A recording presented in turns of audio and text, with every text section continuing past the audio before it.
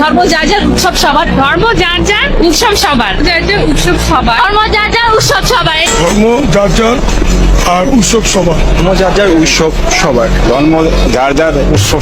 আজ পর্যন্ত কোনোদিন মুসলমানদের উৎসব শবে বরাত একটা হিন্দু মসজিদে দেখার জন্য আসলো না।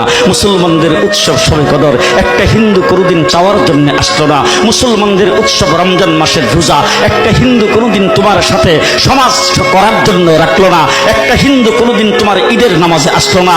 একটা হিন্দু কোনোদিন তোমার সাথে জুমার নামাজে অংশগ্রহণ করলো না। তোমাকে দেখার জন্য পর্যন্ত আসলো না। তার কারণ হলো হিন্দুরা মনে করে এটা মুসলমানের উৎসব, আর তুমি মুসলমান হইয়া হিন্দুর দুর্গা পূজায় কিভাবে গেলা?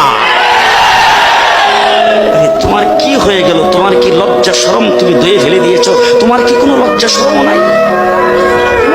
লজ্জা শরম নাই? আবার কি সুন্দর বলতেছ, ধর্ম যার যার উৎসব সবাই। হাই হাই হাই, ও মুসলমান যুবকেরা ভালো করে শোনো, ধর্ম যার যার উৎসব সবাই, তাইলে বিয়া যার যার বউ তো সবাই।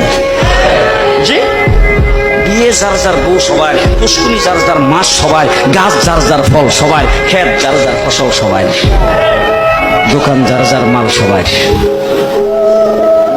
এখন ঘুমাইছে কি কথা বলেন না কেন?